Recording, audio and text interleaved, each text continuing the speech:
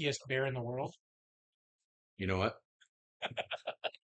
I can't say that I have, Daniel. Will you please tell me this story? I will. So there's a bear named Joey. He's an albino grizzly bear. No, hold on. Is this okay? This Okay, I is was real. gonna say, is this an This is a actual real bear or is story. This is this a real bear. a large hairy bear? No, as far as I'm aware, it's just an actual albino bear. All right. And so his name's Joey, and he was, as far as I understand it, he was found in southern Alaska, um, or maybe part of Canada. Honestly, I can't remember that part, but he was found a little more northernly than you would expect for a very white bear, and some very well-meaning conservationists were like, "Oh my God, there's a polar bear." And they Right. shouldn't be Shit. Yeah. because they're like, "Oh my God, a polar bear." He's all sad and dirty looking, and like, "Oh no." So they shoot him with a tranquilizer dart. Good. They Yes. take him back up to the ice caps, and they drop him off. And they're like, "Ah, yes, we Save saved the Joey. polar His bear. name's Joey. Joey the bear. We saved him." And they're watching him, and they're like, "Wait a minute. He's like getting beat up by the other polar bears, and they're not treating him nice, and he doesn't know what to do. He's not doing any polar bear stuff Right. because he's a grizzly bear." Right. Which I probably should have waited to reveal that. But either way, this is happening. Like, oh no! And so they're like, "Wait a second, we've totally jacked up. Oh no!" So they tranquilize him again. They fly him in a helicopter and they take him back. They're like, "Oh, we messed up so bad." So they drop him off and they're like, "Okay, no worries. We'll move on." When another group of conservationists are like, "Oh my God, there's this polar bear! This polar bear!" And they're like, "We gotta save him." They tranquilize him again. They take him back. And at this time, he just starts running south. And they're like, "What is he doing?" When they also like, "Oh my God, no, no, no." And then they did it. They tranquilized him again, flew him back down. And as far as I know, it happened at least twice. It might have actually happened a third Oh time. my I might God. be forgetting. Yeah. But then finally, I think they sent the word out like, "Hey guys, there's an albino grizzly bear. If you find him, he is where he's supposed to be. Please leave him alone. Please leave him Well, alone." it's here's Well, here's to yeah, Joey. toast to Joey I finding his hope you're doing finding all his right, place. buddy. But yeah, so I think he's doing okay now. But yeah, that's Joey. So don't do well-meaning people really harmed and bothered a bear. So it's Yeah. really important to make sure you're actually helping when you're Well, trying to be helpful. and here's the thing. Grizzly bears have a vastly different body shape I know. to polar bears. So Well, like it really like vastly different. it should have been obvious. I just think people were just totally blinded by seeing a white bear. Well, and maybe also like here's our chance to do something good. It's Yes, like, man, yes. slow your roll, Slow human. roll. Let's Like actually make sure because actually grizzlies are supposed to be there. they're supposed to be there. Polar bear probably not going to be there. And honestly, he probably already has a hard enough life just being albino. Everything we know about albino creatures, basically across the board, it's very challenging. Yeah, probably a lot of health issues. Yes, I And believe it's even hard for people with albinism have things they have to deal with. It's hard. I mean, like sun exposure is a whole challenge and everything else. So yeah, well, yeah, and getting struck by lightning and turned into zapped back up into the clouds. where they came from. Well, isn't that like Powder? Wasn't that then? You remember Powder, that traumatizing movie from the I do not remember 90s? that movie. No. Well, I'll have to watch that, I guess now. Welcome down to Towers. Michael Bannon, welcome. I'm Steven. I'm Daniel. We are without our beloved Samwise. He unfortunately got distracted by a bunch of cute elves and their feastings and stepped off the path in Mirkwood and he's lost somewhere. So Yes, hopefully he avoids the spiders and yes, enjoys his barrel ride back down the river and yes. meet up with us for the next episode. If you're Um, thinking he stole all the Limbus and we send him away, that's not true that's not true. That's a and not false rumor. canon. That's He not a did. canon He podcast event, he did get but he is wandering befuddled. somewhere. He's wandering around Yeah. somewhere. So, anyways, it's just the two of us. Um, we only have one piece of news that is worth talking about right now. I mean, there's quite a few other things, but there's kind of one big event that has overshadowed every other thing. So that's what we're gonna start off talking about, and then we're gonna talk about some other fun little topics. But first, we have a word from our sponsors. And we actually have two today. As you can see, we aren't in the studio we're normally at, which has changed shape in the way we've done it a few times. But today we are at Smoker's Abbey in East Nashville, my personal smoke shop of choice. One of the Both, best in town. yes, both for its proximity, but also just because it is a quality, excellent establishment. It is also a bar, so if so inclined, you can come in and have a beverage and have a cigar. But also, if you're just buying, they have a great selection of cigars. They get many cigars um, exclusive to them, or they Yeah, will. from Crown Heads, our Yes, local cigar manufacturer. works with them very closely, so they've got some special wrapped things from them, and then in general, beyond that, just their selection's really good. Yeah. So definitely come out, support them. If you, they have a great selection of pipe tobacco as well. So if you're looking for a place to have the occasional cigar, this is a place to do it or to purchase them from. So Yeah. we're very happy and grateful for them having us out today. Yeah. Cheers, fellas. We appreciate it. Cheers. And then we have another sponsor because we were really doing excellent today. Yep, I will read the stuff. So, afflicted by unknown aches and pains, bad luck at every turn, dating life full of unexpected regrets and constant disappointment, you may be the victim of an unidentified hex or spell and could be entitled to legal restitution. This is where Witch steps in. With just a little bit of your DNA, we can assess any and all magical powers that are actively afflicting you, and any and all latent energies that are yet to be revealed. Witch is not just for the currently suffering, but also for the pre-suffering. You cannot be too careful, especially if you have recently traveled out of the country or to any bogs or recently watched a film. The Witch team of white magic sorcerers, after identifying the source and root of the malicious thaumaturgy, can supply you with several and numerous of options on hex reversal, ghost dismissal, and painless exorcism, usually in simple 2 to 27 step processes, depending on the state of the and phase of the moon. Witch Magical Affliction Identity Service is here for you. Let us tell which witch it is so you can rest easy and enjoy your journey. Thank you to Witch Thank for you to Witch sponsoring. Not to be confused, not to be confused with Witch. With the sandwich shop. Yes, this vastly is different. You're this going to is- get different results if you go to the other yes, Witch. This is Witch, the magical affliction identification Yes. service. As always, code Undertowers for 10% off your first Yes. visit to Witch. And So- code Undertowers guys are hot for 50% off. That's a great deal. Yes, it is. So our one piece of news that we're going to talk about, Comic-Con just happened, and the biggest reveal at Comic-Con, bar none, was the return of Robert Downey Jr. to the MCU, not reprising his role as Iron Man, but as Doctor Doom. Yes. The main villain of the next, I think, 2 movies, wrapping up their multiverse saga. And the main villain of the Fantastic Four. And there are a lot of opinions Yes. flying around. Just off the cuff, when you heard the news, what was your first reaction? I really had 2 immediately, simultaneously. And interestingly linked to it, I've heard that Downey demanded that the Russo brothers do the films. Yes, That's I heard that as actually well. why he's doing it. But again, that almost seemed like spin to me a little bit. So I don't know. But either way, they're back involved. But my initial reaction was both. It was really somehow both a groan, like and also like, okay, a good actor is a really good actor who's good at doing these films is back. So it was like, that's good.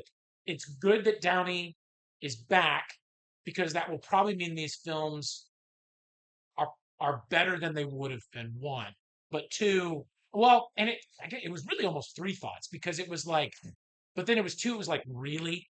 This is it? Yeah. And then the questions were like, is he playing Iron Man as Doom somehow in a thing? But I think they've said no. I haven't heard an official thing. And maybe they haven't, but then also it's kind of weird because Doom always wears a mask. So then are they going to have Doom take the mask off? I don't know. So that was interesting. But then it was also that like, wow, Disney and Marvel really are desperate. They really Mhm. are feeling that this was a clear sign that they don't feel like anything they're doing is working right now. Yeah. And it because I know I think there's a lot of rumors that Chris Evans will be back too. Mm. Um, even though he's made it sound like he won't be, there'll probably be two Captain Americas, I guess now. Well, yeah. I don't know. I That's also obviously speculation, but so I was pretty much along the same exact lines as you. I always enjoyed Fantastic Four, but they were never my favorite superheroes. So my comic book journey, I never really encountered or interacted much with Doctor Doom. But I yes, mean, it feels weird to have um, the guy that started the MCU yes. essentially and is one of the most iconic and important characters in the MCU coming back to play a different character that is also such an iconic villain, like one of the most iconic villains Yep. in the Marvel universe. So I, initially, it was kind of, again, I don't have a lot of skin in the game. It's not like he's my favorite villain, so I'm not overly concerned. Yeah. But I also agree that it shows they're kind of desperate right now, um, and maybe shows a wanting to return to the old way of doing things, and Yeah. also seems to be the case already with like seems to be drastically pulling back the quantity of movie and shows that are being put out, and maybe Especially on shows. Especially shows. focusing Yes. back on quality instead of quantity, which is That's a good thing, I it think. is, and it was the Yeah. Marvel formula to begin with. Yes. It was a slow drip to get to Avengers. Um, I did see, I believe it was Screen Crush on YouTube, did a discussion about this where they were talking about because this being the multiverse saga, that perhaps instead of Doctor Doom being Victor Von Doom, the traditional classic Marvel character, Right. that this MCU version of Doom is Tony Stark from a different universe Universe. where he took a different path in life, whether that was having parents who were vastly different and bad people and pushed him in this certain direction, or him not, getting the message and Yeah. turning away from arms manufacturing. And Yeah. I don't know, that I seems pretty plausible to me because it's weird where like I ugh, I well, could people were bringing up Josh Brolin playing Cable in Deadpool 2 and Thanos. but those weren't at the same They were studios at the not in the same time. studio at the same No. time, and I don't also know. Oh yeah. one was, Josh Brolin physically there as an actor, and the Yes. other was Josh Brolin, the digital character. And Yes. so it was like I believe he was on set acting it out, but it was mostly his voice. Everything else was pretty unrecognizable Yes. as Josh Brolin. And so that is way different to me because he's not going to Doom wears the mask all the time, Hmm. but he's not going to wear the mask all the time. I'm guessing not now. Uh, Yeah. and even, I mean, Downey Jr. has such a uh, distinctive voice Yes. and way of speaking, Yes. that I just have a hard time imagining having two such integral, important characters in this same shared universe being played by the same actor and them not essentially be the same character. And I honestly don't know how. I agree. I agree. I don't really I don't have a strong feeling either way, to be honest with you, about whether I think that's good or not. I think it could Yeah. be interesting having it kind of wrap up this era of Marvel movies with like bad Tony Stark, and a Yes. way to kind of close the multiverse off, and then you're going into Fantastic Four and X-Men to kind of restart the MCU again. Well, But it also, I mean, like we talk about all the time, multiverse stories they're has just it's a minefield, and if you don't, as is evidenced by the MCU the last couple years, Yeah, if you're not treading that minefield carefully enough, it just starts kind of falling apart. it is. And I think it's sort of a weird thing where from a creative and or artistic standpoint, which it's hard to even think of some of the Marvel stories that way at this point. It's more interesting to have evil Tony Stark, um, an expression of evil Tony Stark, as Doctor Doom. But from a I'm kind of at a point of exhaustion with these stories. I kind of hope it's just a good actor playing Doctor Doom with a mask on, and you just know the performance is going to be good. Yeah. That's kind of where but that's more my personal feeling is at. But I do think you could do something very interesting with this is a path Tony Stark could have gone on if things had been different or Yeah. whatever. That is an interesting idea. But again, like you just said it, multiverse stories like without really careful limitations on them just end up it just ends up being that nothing really matters Yep. and everything is sort of in this like hogwash. No one can die.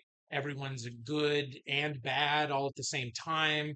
And then it's this whole thing. I will say too that unless they bring the weight of it being Tony Stark as Doctor Doom is lessened if you don't bring the old Avengers back.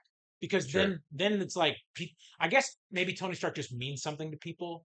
Yeah. But then unless it's Spider-Man and Captain America and seeing their old friend, but as it and you can do the whole this is not you thing or whatever. Or this is you're capable of so much more like but again those have dramatic weights to them that they could pull from. But again, I have no idea where they. I don't even know who would be in the Avengers right now. I mean, I'm guessing Spider-Man. I'm Doctor guessing Strange, I guess. But I mean, Strange. I'm so far behind, I I know, don't and even I have. know who's current, If they do something truthfully. interesting, I may catch up too. But I'm also kind of because I think Captain Marvel's kind of been retired because those movies haven't been very good. Yeah, I don't know. It's it's in in a a weird it's in a place. very weird place. And I will say that, like you mentioned, the Russo brothers being back and being attached, I think is a huge plus. Sure, That's a huge green flag, I think, sure. moving forward. So, what they accomplished with Endgame, to say nothing of, I think they did the Captain America movies leading up to that too, I believe that is right. which are absolutely No, phenomenal. they're great.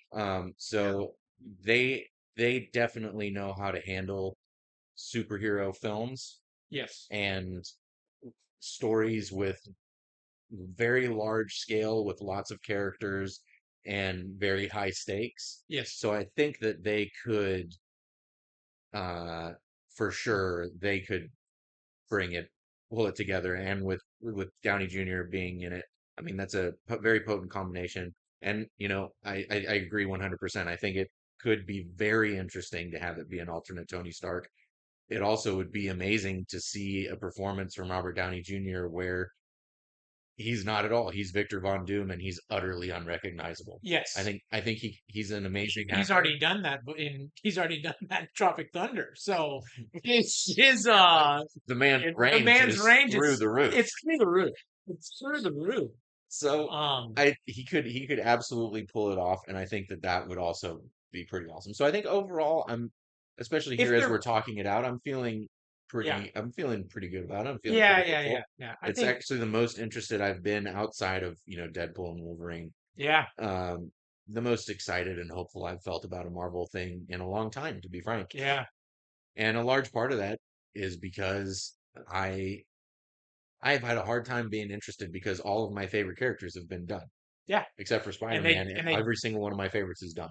and they have not um made new ones. Yeah. There have been no new interesting characters. But I mean, I don't want to. If someone has enjoyed those films, that's great.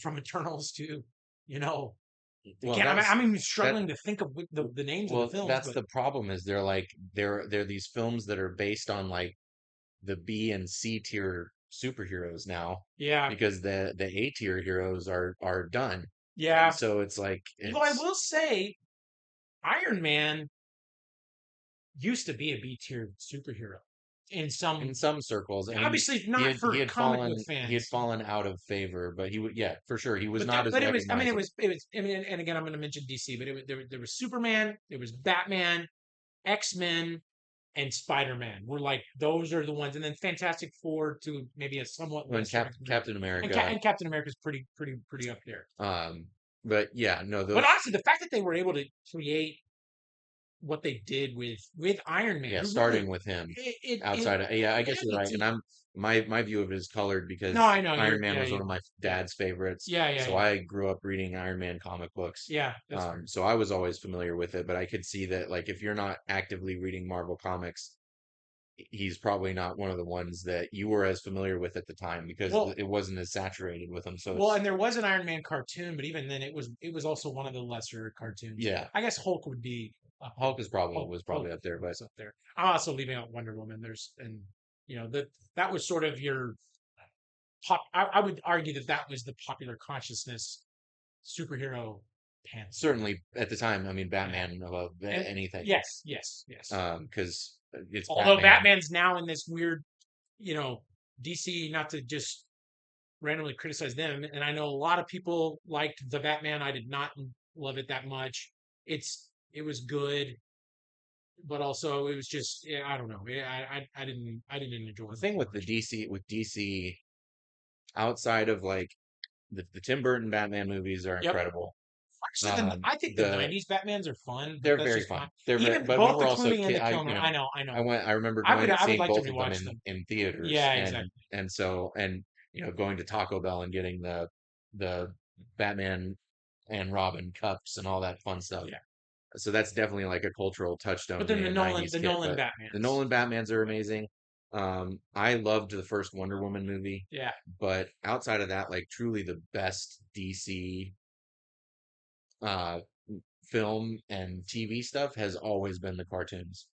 The yeah. cartoons have always been Yeah, top tier yeah, I agree. as far as DC. I agree. Both the shows, like the Batman the animated series, obviously, but Yeah, the also the just the animated movies that either were straight to VHS or yeah.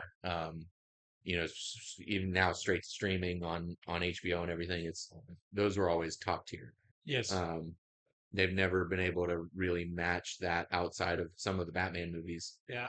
in their live action. So I'm interested to see where that goes with James Gunn at the helm. But Oh anyways, yeah, he's doing this now. Yeah. final thoughts. RDJ is Doctor Doom. I am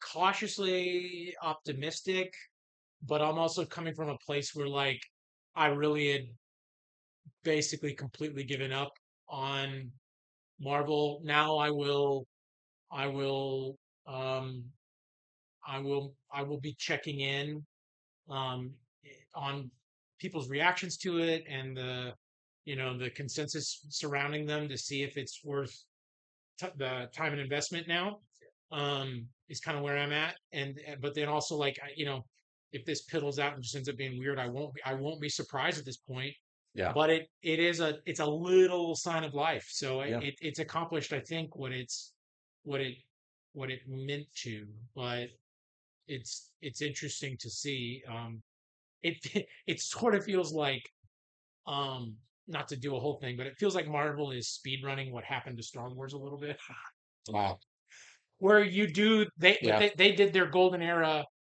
of something which obviously like culturally was enormous and the Marvel series was on a level of well I mean Star Wars was bigger I think in the 70s it was so huge yeah. It was unlike anything but I'd then it seen. and then obviously but over the course of like 6 or 7 years those movies come out and then they go away for 20 years Yeah, and then you get the prequels which have uh are I think mostly beloved at this point but at this point they very are. mixed reception Yes, overall and still mixed feelings on their overall quality and then obviously then you've got the new ones which are they're loved by some but mostly derided it's kind of Marvel's kind of done that whole thing maybe not the whole thing, but they've kind of done that in a compressed time span. yeah, and more power to them if they're able to Sure. pull it out Yeah, no, that'd be great. and reset. I hope so.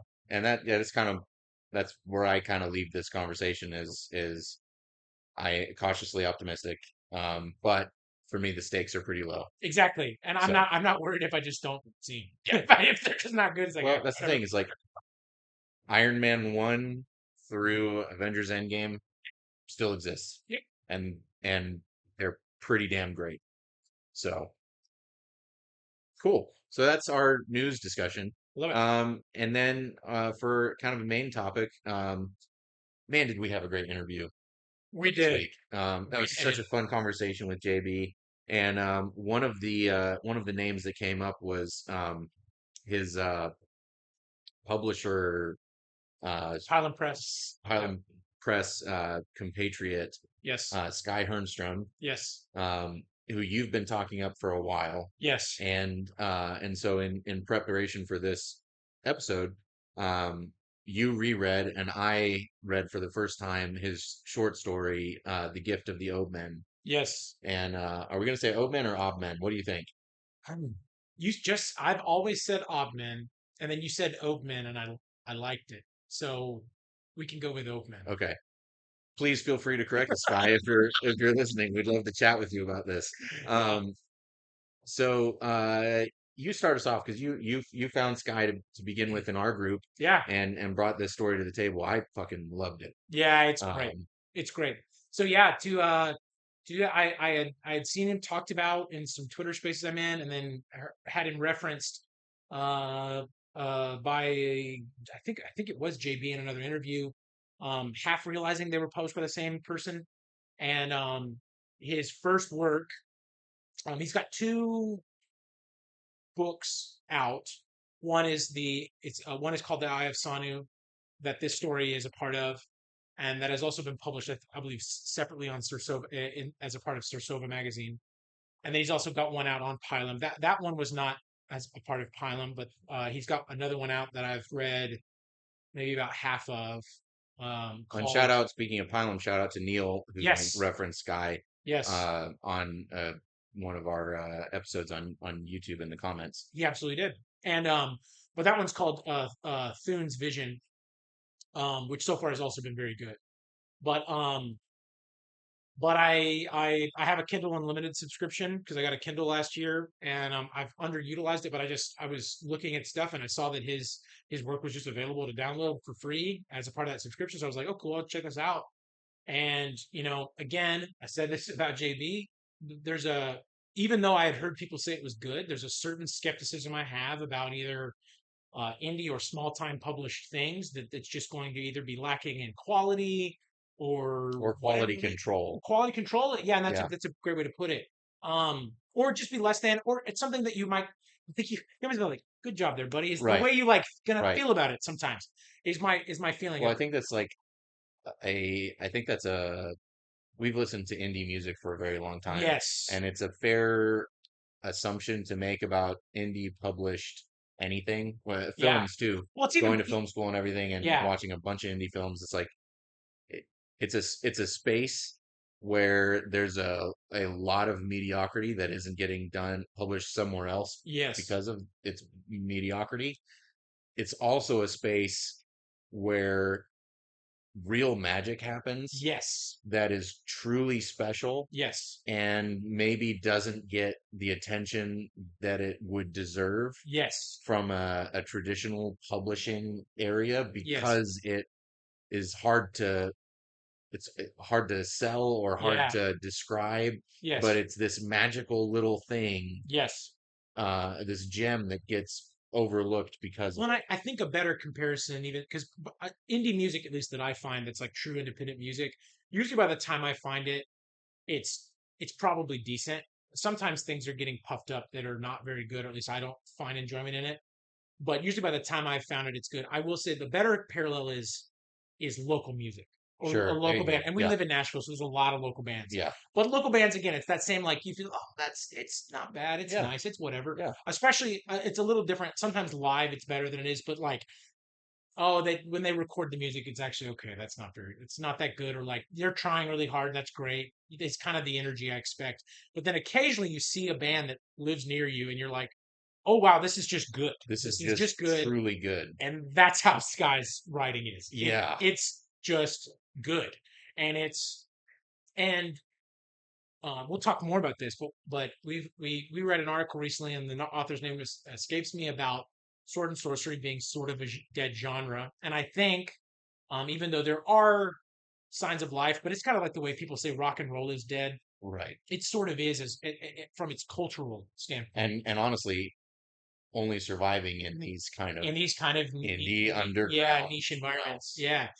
But Sky, in my opinion, and there are some other authors doing this too, I think a little bit around him, and I hope we see more of this, but he is breathing life into this genre by by really calling back to Robert E. Howard, Hmm. and I think riffing on some ideas from Jack Vance and riffing on some ideas from Gene Wolfe.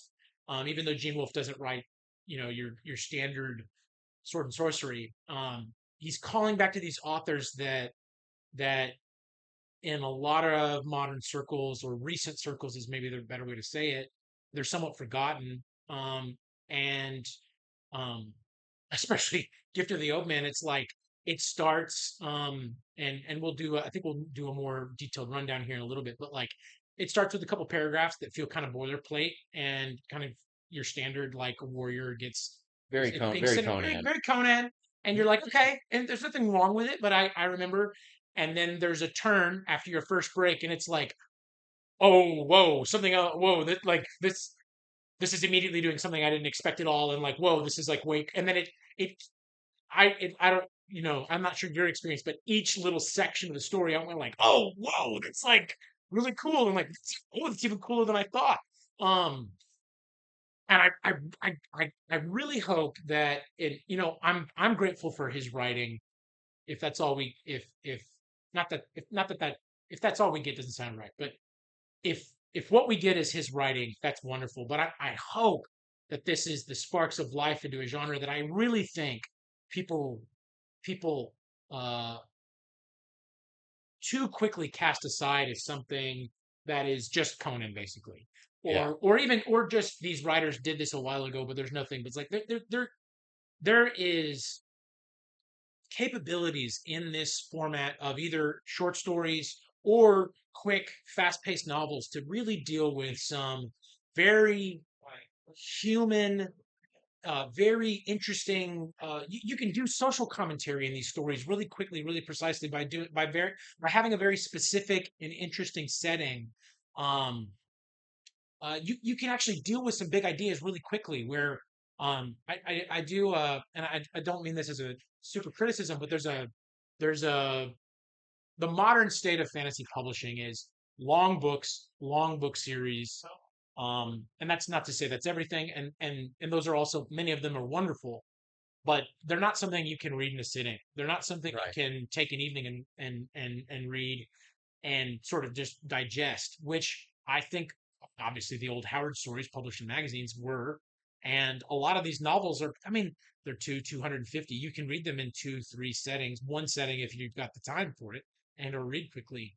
And I'm really craving often that digestible, also just, being a little older, being a father, having work, doing Yeah, this less podcast, just less time it's for nice. reading. It's nice to have something you can dig into. And also I would love to see short stories, because I don't want to do a whole thing on movies are bad now or anything like that, but I do think I've been thinking about this recently as I've uh, been reading more short stories, both as a part of our podcast and separately, that short stories are the perfect format for film adaptation, because depending on the length, I guess, but especially like like a 60 to 70 page short story with like a nice full arc. That's actually something that can be filmed and done justice to, and potentially even layers added to. Well, and you're probably, even if you just look at it, like the length of time that you're going to spend reading it Yep, is about the time the same time that you'd be reading, watching you'd be something. watching something. And I think especially for fantasy films, we need writers writing these shorter format stories so that they can be adapted into film. And I think we've seen, I mean, at least this is the way I feel. I think we've seen less of those things, and they go hand in hand. I think that's really true of science fiction as well, where the science fiction short story was like the backbone of the entire thing. Yeah. and to say they don't exist is also wrong, but there's not the wealth of material like there used to be. I Sure. don't think, Absolutely. especially not from the writers at the like used to be the best of the best writers were writing a really uh a wealth of short stories, and these were the people at the top, your Isaac Asimovs and your Arthur C. Clarke's and And your the Howard, giants. There's all these Lovecraft. authors were writing in this short story format, where now like maybe the giants of fantasy and sci-fi are doing this, and I'm just not aware of them. They're not. Willing. They're not though. They're I know. not. I know. I want. I don't want to. I don't want to. They're not. I'm I know what worried. you're I'm saying. worried of my ignorance, man. Right. But they're not doing that, and I would love to see short story collections, or just a blog. Not that Joe Abercrombie's not going to have a blog and post short stories, He but does have a book though. I haven't. I have not. I've yet to read it. I've had it for years. My yeah, wife got it for me as soon as it came out. But as part of his original trilogy, he made a sequel book that kind of sits in the space between his series in the First Law universe of short stories. So yeah. he's Okay, written that's some cool. short So okay, stories too. that's great. But Did you hear that? I blame part of it probably because most of these were originally published in magazines, and magazines just are not a thing anymore. No, they don't. No, they But don't I exist. mean, with the internet being what it is, it Twitter. seems, and with people's attention spans being what they are, Yes. you would think that like now is exactly the time for short stories to become a thing again. Well, and maybe there's a market opportunity here where someone needs to start a Substack or a blog of some kind and say we're going to publish one or two stories a week, and then over a certain amount of time, and maybe it's not even all one author. Maybe we're going to Right. find different authors. And there are some, I mean, there I are think some, there are we some doing mentioned this. some a few episodes ago, I think when we were talking about Sword and Sorcery to an There, there, extent, there where are some. There are some some. magazines and things that are still being published in some online magazines, but it would be cool to see them become a little bit more mainstream. And if you're listening to this and you know of some, please post them up. We would Yes. love to read them. Yes. So if you have some that you like reading, share away because we're hungry for them. So we would Yeah. love to read them and then talk about them. And with what little platform we have at the moment, we would love to get them out there and share them with more people. Because again, it feels like in some ways they would be a perfect fit for 2024. Yeah. And just the way that longer form content is kind of it's not going away by any means, No. but there seems to be a new niche or avenue um, that should be opened Hmm. for that way of consuming stories. And I don't know, maybe I guess part of it also is probably just people reading less. Yeah. Um, and that's changing again, which is great. Frankly, Yeah. romantasy is getting people reading again Sure. in kind of a similar way that Harry Potter did when we were kids. Sure. So interest in reading seems to be going up. So it would be cool for what has always been an important part of reading and writing the short story to make a comeback. Yeah. Um, Well, and I don't want to say that. I don't want to pigeonhole romantasy as explicitly or only for women, but I would love to see as well. I'm not gonna.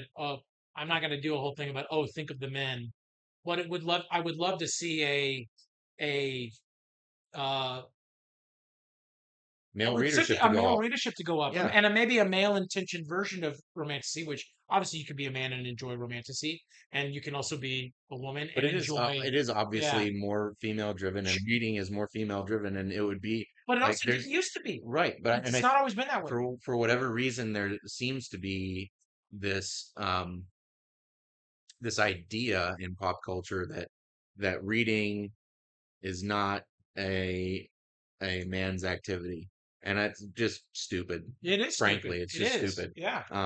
And outside of our group and some other friends of mine, I don't know a lot of men that routinely read books, and it's bizarre to me. Yeah. I don't really know why, and uh, Sword and Sorcery, traditionally, the old school version of it was published in men's magazines, and Yep. it was read similarly to how Romantasy is primarily read by female audiences Yeah. now. It was kind of the reverse, and yeah, it's a weird shift, and men read more books Yes. and read more short stories. It's a lot of Hey, fun. yeah. And I would love to. Yeah, I would love to see a burgeoning both audience and a supply for those things. One and boys too, Yeah, like most of the young men that I know yeah, they don't pick up books, yeah. Sure, and it's a shame. And I think there's a lot of things that you can blame on it, that the education system, but sure, I think a lot of it is just a marketing thing, that it's sure. for whatever reason it's been pegged as this thing that is not, it's not a manly activity to read books. Yeah, I heard a interesting. This was about more television entertainment specifically, but someone was saying like it's hard for me to believe that at least for creative things and entertainment that we truly live under capitalism, which is the idea that there is a market and then there's demand and markets are efficient in fulfilling the demand of things people want. And said it's hard for me to believe that that's really the way things work in that world because there is basically infinite demand for um, Ted Lasso adjacent wholesome content, Right. and there is so little of it made. Right. Which, like, okay, maybe it's a quality thing, maybe it's that, but it's like actually people are really hungry for that. They're really hungry for something in that Ted Lasso good vibes but humorous feeling, and it's Well, just look at not getting made. I think there's Schitt's Creek was sure, a sure, great sure, example of that sure, too, yeah, of that wholesome and extremely funny, but sure, sure, very sure, wholesome sure. and heartwarming Yes. family So there story. are examples. There are examples, but I But I not as many wonder. as you'd think. Yeah, no, I know. I Yeah. wonder if there's a similar thing for a predominantly but not exclusively male audience with fiction about heroes in dangerous environments with maybe a little bit of military tactics and some things like that. Yeah, and I without wonder. the I wonder. sexism and Oh, racism for and sure, stuff, for because sure. I think that that's going back to like why has Sword and Sorcery disappeared. I think that that is a misconception, that because that those are prominent um, uh, red flags or uh, issues with Sure. the originals, with the Howards Yeah. and the Fritz Leibers and all those Yeah. early writers in the Sword and Sorcery Yeah. genre. I think there's this false equivalency that that's all that it is, and that Yeah. like you can't have Sword and Sorcery without that. Yeah. And I disagree I do too. wholeheartedly. And I do too. I think that Gift of the Oatmen was a good example of that. It really was. There's really none of that in it at No, all, there's nothing. There's nothing. but it has the sense of No, wonder and it adventure and absolutely. danger and strength and everything that are the things that actually drew people to Sword and Sorcery. Yes. So real quick, about Oatman, and I think at some point here we'll do kind of a a story rundown, a spoilery story rundown. But before I say all that, this story is available for free to read online. Yeah, we'll So have the like, links in the show so notes to read it. so you can go read it at any point. And then other of his material you'll need to purchase a book or an ebook either from Pilum or on Amazon or with your Kindle Unlimited. But that one and there may be others I'm not sure, but that one is available to just you can read it and you read it on a iPad or a laptop. Obviously, I prefer something a little more physical when I Yeah, can get it. I But even read it on my phone last night. yeah, So and it reads yeah, it's fine. fine. It was great. Yeah, I was hooked yeah. immediately. But we'll do a little more specific overview before we talk some details there. Yeah, And you've already hinted at it. There is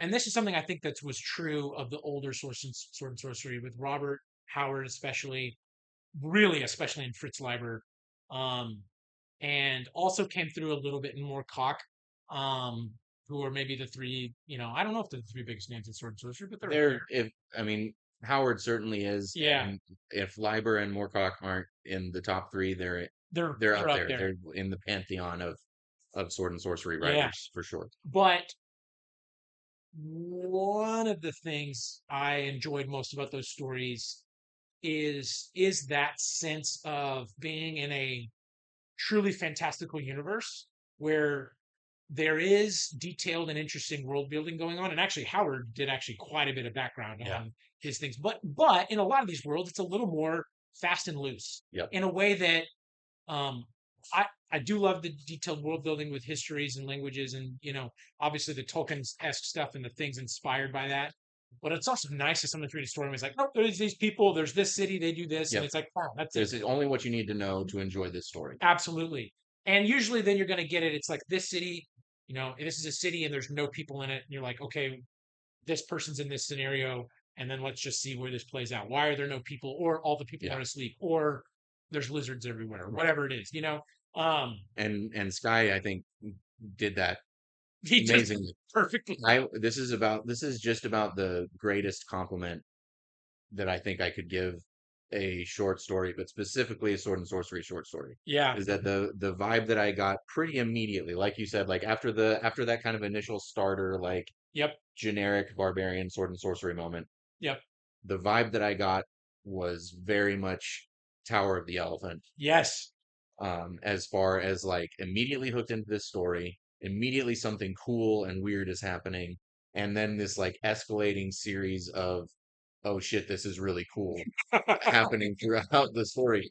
And again, like to me, as far as Robert E. Howard's canon and thus the canon of sword and sorcery goes, like Tower of the Elephant It's up there. is at the pinnacle of Yes. that mountain. And Yes. so that was my initial thought, and the recurring thought as I was reading this was like, this is the closest sword and sorcery thing I've read to Tower of the Elephant, Yeah. maybe since I read Tower of the Elephant. You're So not wrong. And it had really is such high praise, and you're not wrong. yeah, Like, you're not wrong. It's awesome. it's a weird, like that's a hard compliment to give It because that's is. the I hold that story in such high regard, but that was the vibe I got pretty immediately, and it didn't let me down No. or I didn't get to the end and be like, man, you know, it's Yeah. not really Tower of the Elephant, No, but I like know. that's the level that I was getting from this story. You're so right. I really am like in awe of it, and then annoyed that it's not like, is a sword and sorcery author going to be famous in the here and now? Maybe not, but like, it's annoying that he's not more read than he is. True. Yeah.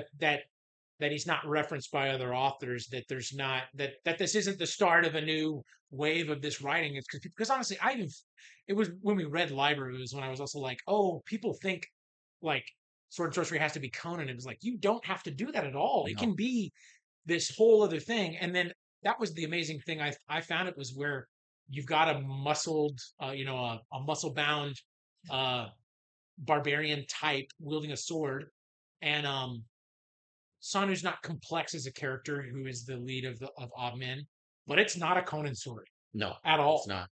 except for the fact that there's a dude with a sword and he's strong Hmm. and skilled with it. Beyond that, it's its own thing, which is where the Tower of the Elephant reference feels right, because that story keeps surprising you Yeah. at every turn. You're like, whoa, that's Well, a and also whole. it's a very young Conan, and so it's Yes, not and like and yes, it's even not even really the barbarian Conan, it's thief absolutely, Conan, it's Thief Conan. uh, Yep. when he's a young man. So there was a lot of parallels that um, I can't keep heaping the praise high enough I have to go because reread Tower yeah, of the Elephant now. I know I want to. I want to too. It's been too long. It was so goddamn good. Yes. Um, but yeah, I was wildly impressed. We'll give a spoiler warning here in a few minutes, and you Yeah. can pause. And again, link to Gift of the Oakmen in the show notes. So please, listen if you want and then read it, Yeah. or pause and read it and then come back. Yeah. Um, but yeah, I thought he very deftly uh, did what you were discussing, sprinkled in just enough little pieces Yes. to get you on the same page quickly with where the Yes. story is. and to not feel lost and right in it, right in the middle of it. Let's fuck it. Let's just Let's go. go. Let's go. Okay. Okay, So so okay, just pause if you want to read the story before you hear us discuss spoilery details. Pause now. Go and read it. Reading it will probably take 20, 30 minutes, yes, maybe. It's not it very grips long. you and it goes it Yeah. rips. You'll rip through it. And then so like if you want to do that, if you want to hear us talk about it and then read it after, that's great too. But do that now. Okay. Okay, we're back. Yeah, we're back. So the turn for both of us Yes. is when Sanu wakes up Yes. surrounded by the mushroom men. Yes. The Obmen. The Ob men. Which I also loved that it's called the gift of the Obmen. And he's like, oh, there's these mushroom people. He's like, you guys are the Obmen. It's like, well, we don't call ourselves that. So that was a great touch. And then also like his very tactless being like just, oh, my people killed all of you. That's not a great way uh to get these guys to show you mercy or No, whatever you're hoping they're not going to do to you. but so funny. But yeah, so they reveal that they are going to revel in basically torturing him Yes. because they live in this forest now that's it said that the forest they have to contend with gasks, which we never really get what gasks are as far as We I'm don't, aware. which I love that we I don't. I love that we don't do. Um and wolves, wolves in this forest that they have to contend with. So they're really mad that and they say that their numbers are dwindling, but they're really upset that humanity's done that. And as far as they're aware, humanity is basically just this one village on the other side of the mountain. And so they're just so mad that they're gonna spend some time torturing Sonu, and they've paralyzed him with their spores. Yeah. One thing, do you remember when this was written and published? I think the first time it was published was in 2016. Okay. I So think. post Last of Us. Okay. Yes. So one interesting note on Oh, on sure. this Yeah, yeah, was yeah. on this story. It it never explicitly says it. It's obvious especially towards the end that this universe and this story is part of a cyclical rise and fall Yeah. of human Maybe it's a far civilizations. future thing. So it could be a far future thing. It could It just could be be a a prehistory thing. Yeah. it could be a a lost civilization that never reached our modern Right. levels of Right. technology. But in any case, there's ruined leftovers of cities, and the humans that we encounter are uh, tribal groups that are, barbaric tribal groups that are surviving on the outskirts of these ruined cities. Yeah. Um, so it never very explicitly says what time period came before, but it No. did make me think of a Last of Us kind of Yeah. um, apocalypse where Yeah. at some point the uh, clicker uh, cordyceps infected Yes. people develop their own civilization, Yes. Yes. No, it's very much where like they're that. not just mindless zombies. And also, obviously, there's been there's mushroom people motifs and other things, but like Sure. But no, it that feels was that. kind of the vibe Yeah. that I No, it got, feels which that was way. pretty cool. And they talk all in one in several occasions where they're all in one voice. Yes. Very kind of fungal colony. Yes. So that was very cool. But It also um, felt like you said, there was a where it starts very. This is a barbarian story. I was immediately like, this is Alice in Wonderland. All of a sudden, sure, yeah, um, in that yeah, the very same token, weird, it's like, oh, this is weird and bizarre. Yeah, yeah, he's like he stumbled into something, and obviously he's heard of them, but he's never experienced them. He's like, oh, you guys are real, and oh yeah, we put you off or whatever. Um, but then it's revealed. Also, we want to mention that Sanu is the holder of an ancient sword with steel, where all the rest of the tribe use flint and blades. yeah. So Which was there's that was very cool. very cool. Yeah. Was and yeah, like he wields this steel blade that the knowledge to craft it It's has been been lost. lost. So Yeah. it's a unique item that Yes. he has. Um, which kind of again lends to the like what level of technology is this? Is this Yeah. like a science fantasy thing, or is this a pure Fantasy fantasy? But thing. it also is one of those things where it doesn't really It matter doesn't. No, it because doesn't. the technology has, even if this is a science fiction world, the technology has reverted back to. purely back to a fantasy realm. Yes. And I love that that's never answered No, it's never because it's it's never not important. explicit. It's not important to Sanu's story, No, and so it's never answered, and it no. does because it doesn't need to be. And it's great because it leaves you wondering what actually is this place like what has happened? Was it a fungal infection? Was there a nuclear war of some kind and Yeah, a they radioaction mutated a after bunch this of mutated people. something? Yeah, it's like your mind just starts racing as you continue to read of like, wait a minute, what actually happened here? How did we get here? Or how did we get here? Or just what was the what brought this about for the civilization? So Sanu reveals to them that like, wait, well, you're gonna kill me. You don't like the men. You want to go back to this place because the village is um, a more hospitable area for both people and the mushroom people. So he's like, well, wait, if you want to kill me, you can, but I was cast out by then. Yeah, they're gonna kill me. He feels that he reveals that he he defaced a statue just because he was bored, basically. It was when he was pissed off that they wouldn't tell him what it was. Yes, so he broke a statue, which is pretty. I love that it was like just for no reason. It was like, oh, that's great. But so then they're like, okay, well, actually, we'll free you if you'll go back and kill all the village so that we can go back there. If you'll kill the entire village, we'll free you. And he's like, I don't have a way to pull that off.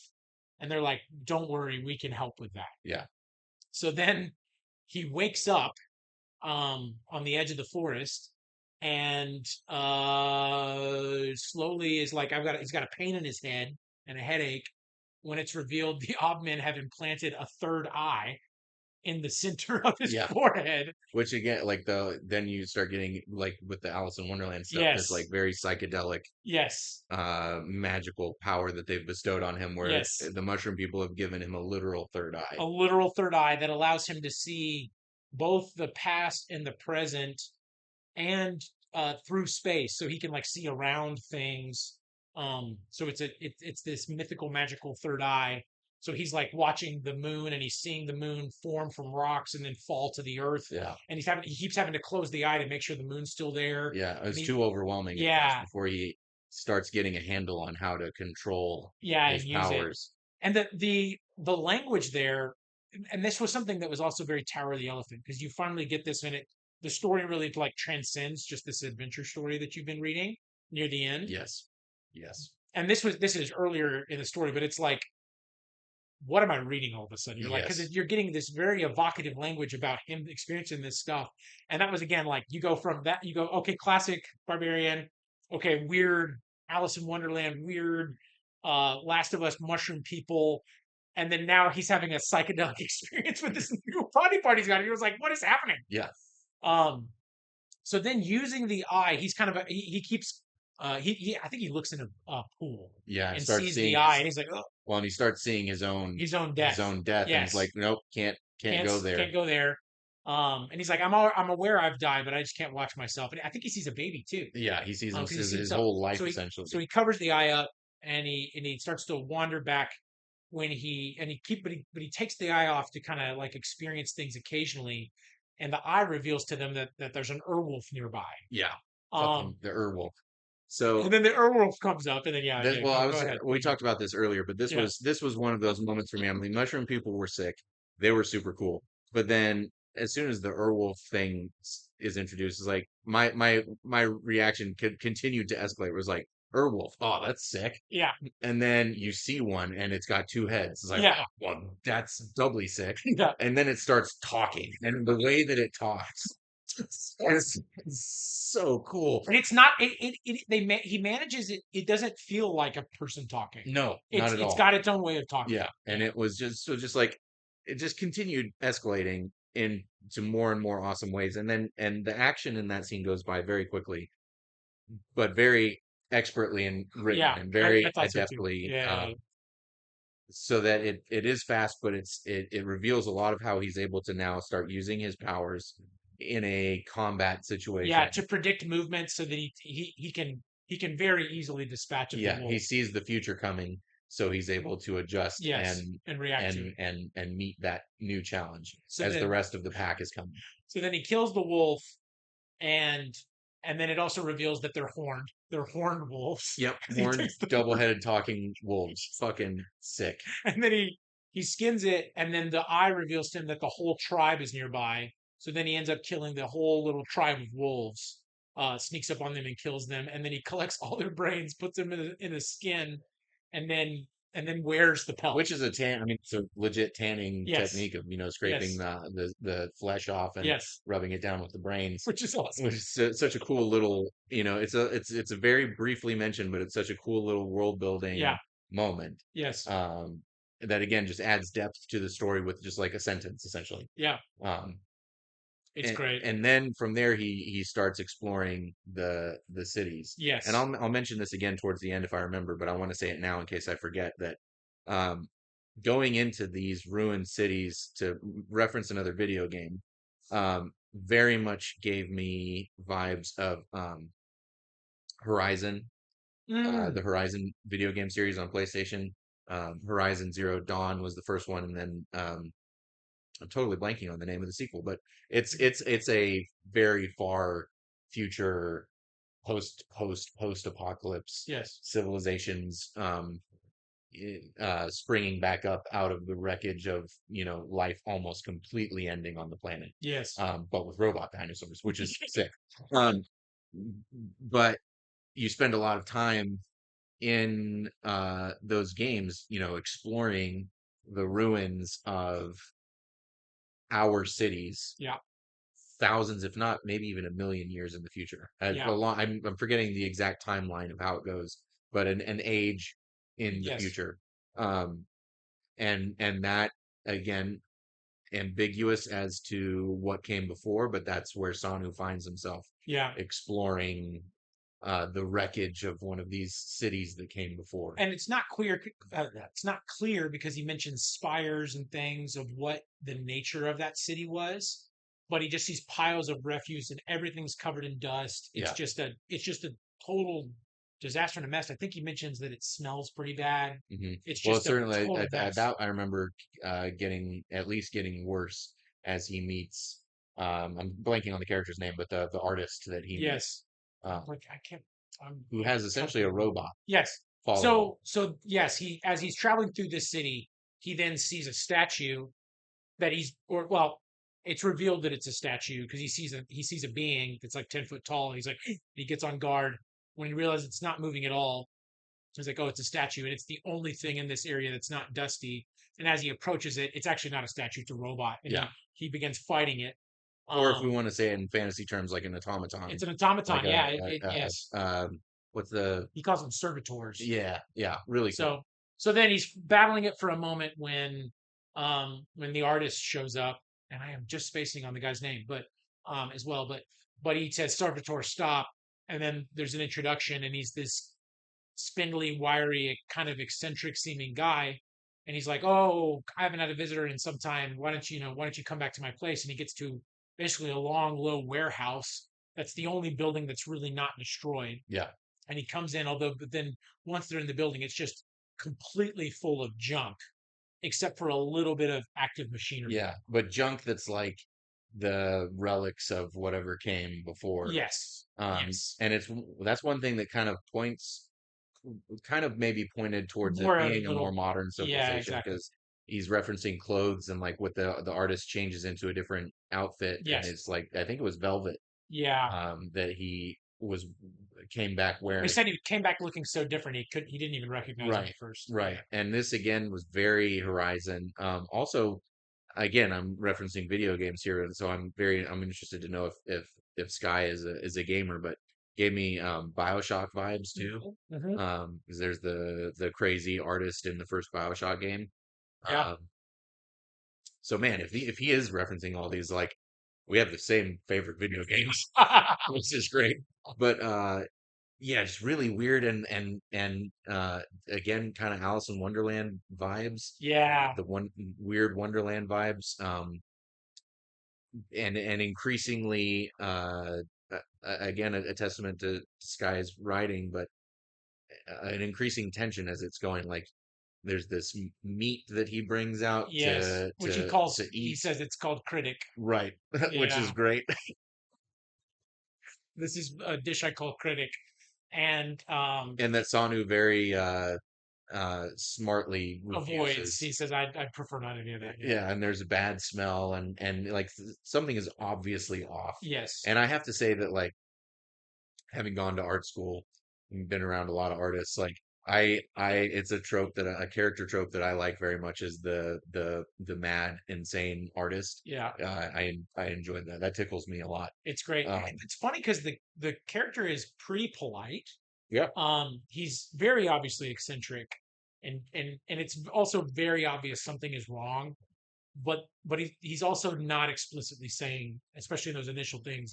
There's nothing there's nothing he's actively doing that's like this is bad and yeah, until he yes, goes to show Sanu, like, come see my work that is like the pinnacle of yes. civilization, and He this says captures yes, it's the everything. epitome of yeah, exactly, the and epitome of everything. and it's a sculpture of himself, Yes. which is like Okay. great art criticism in a way, but like, and critique on again kind of the ego that goes along with some artists throughout history, but also that kind of final nail in the coffin of like,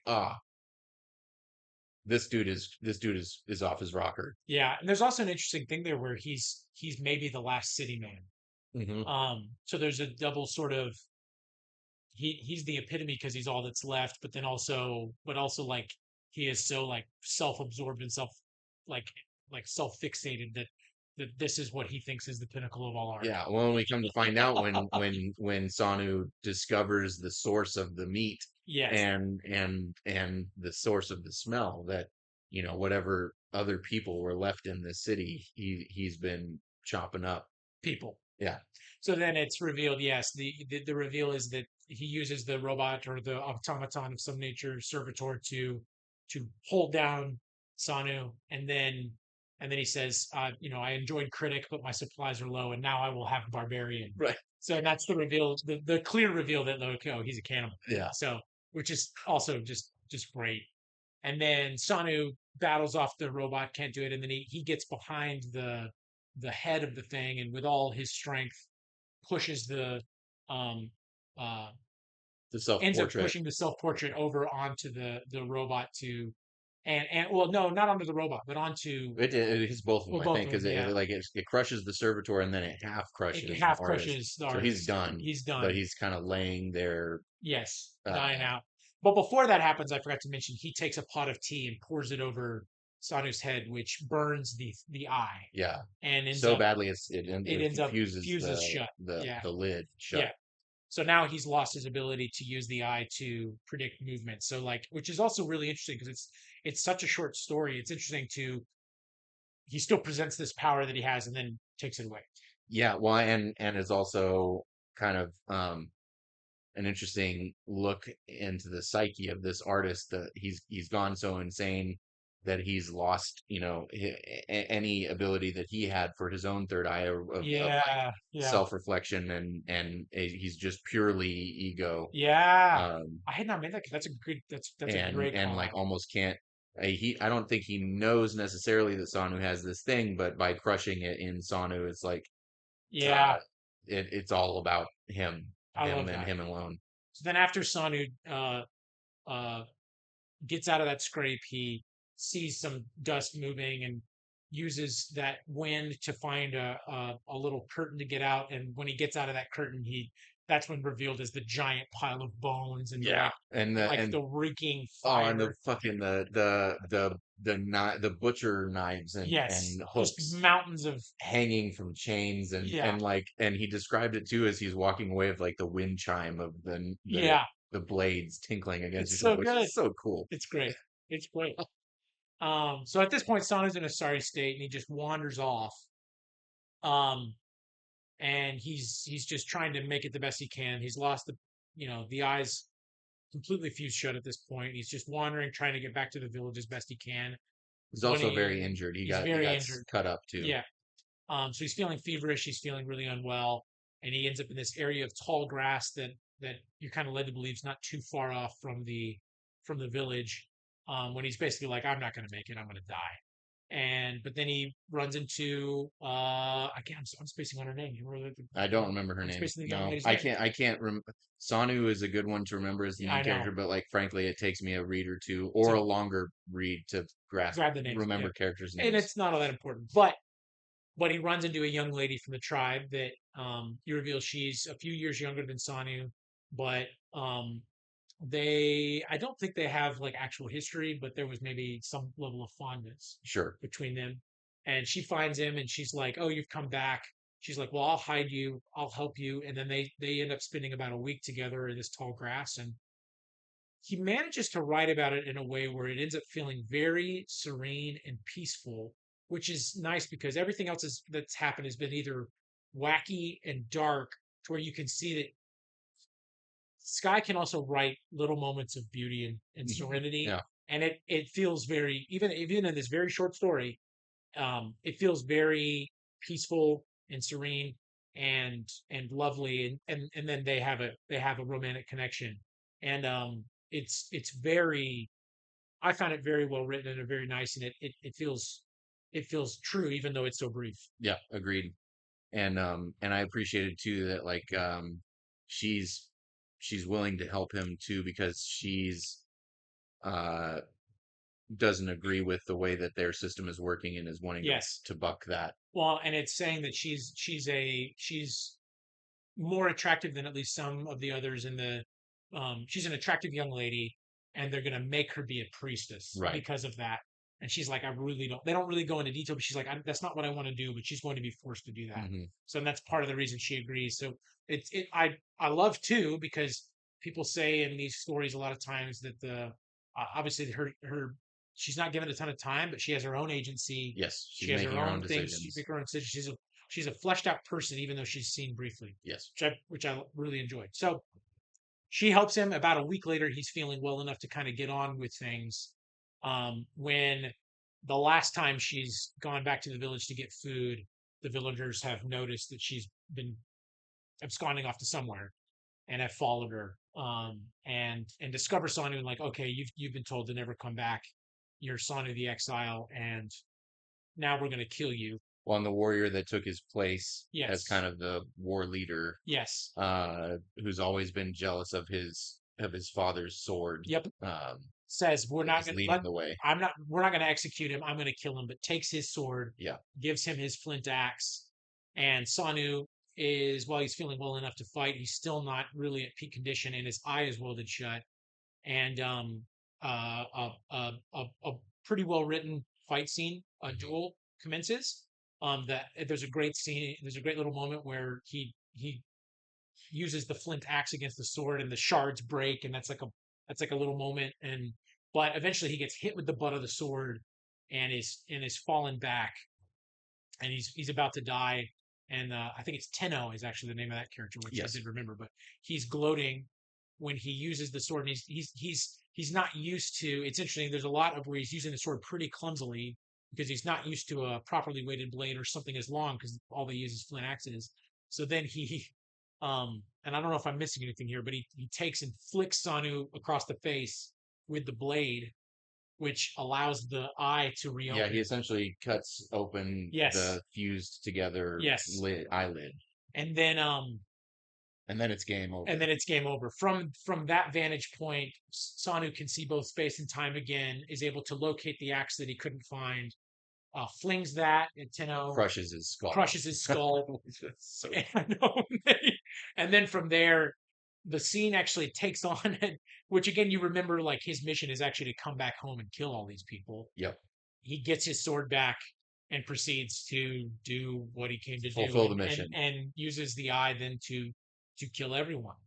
And it's like, again, it's like, that culture at that point was not in a good place. That is, but it's still sort of bleak, knowing that these are possibly all of humanity that's basically left outside of Sanu. Sanu doesn't kill the young woman who's been kind to him, and then the story from there, as that ends, goes again into these psychedelic visions as they decide to maybe wander off to see if there's anything else in the world. The book like way pans out, and you get this whole thing of like, maybe through these two, society will restart with the new All Father God being this three-eyed being, and there, and it kind of says maybe a young boy will stumble in like Sounnu did to the unexplained uh stone god with three eyes, and we'll wonder why Yeah. it has three. And it's just like this great little thing where you're like, wow, like Yeah, it turns into this really cool philosophical moment, yes, like what is religion, how are gods made, yes, and this cyclical cycle of yes. civilizations rising and falling. And it does that again. This is all like 20-25 pages or something. It does all that really, really quickly and briefly. And I really found, especially revisiting it, I'd forgotten how evocative and beautiful those last like 4 or 5 paragraphs were. It was like, man, it's like you really managed to you really managed to, again, it just gets your imagination going. And I love that he didn't put, honestly, as far as I'm aware, he's never revisited this world, I desperately specific, want him to. or these characters I really specifically. want him Although to. some of his stories could be in a similar type of post Right. something. Of different tribes, maybe. Yeah, maybe. But these characters aren't explicitly mentioned, as again, as far as I'm aware. Um but again, it just gets your imagination going, where he really does a great job of giving you just enough, but then um not not answering the obvious questions for you, so that you can sit with them. Yeah. Um, And again, to go back to Tower of the Elephant, that was another moment that yes, really referenced back to that yes, story for me. Was this like this big event that happens at the very end of the story that all of a sudden kind of blows the roof off and shows this larger universe yes, of not just that world, but of like causes and effects, yes, and that it's bigger than just this one simple little story. yes. There is so much more going on. But honestly, similar style. Even though Conan shows up more, that thing is never really referenced again. Yep.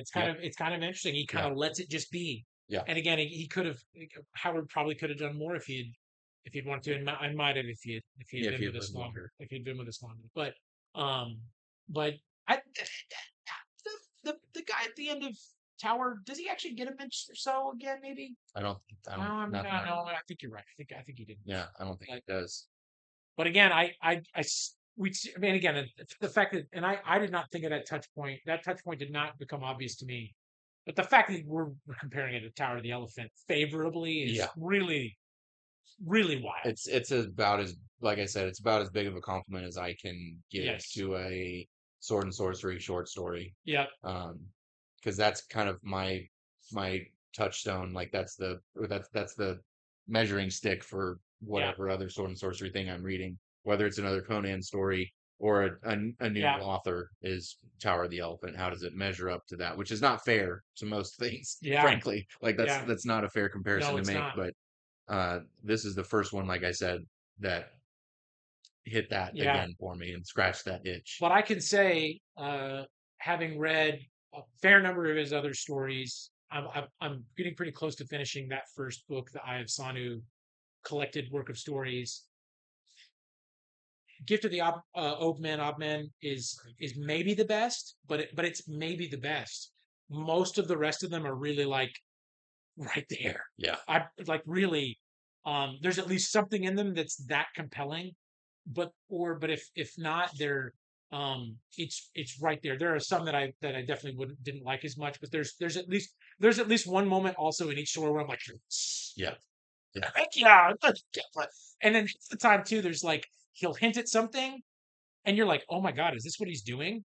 And then he does it, and you're like, but again, it's satisfying, but you're like, I just can't believe he did that. That's freaking awesome. So, yeah, I'm really excited to see more of his writing. I'm really excited for him to write more as yeah, well.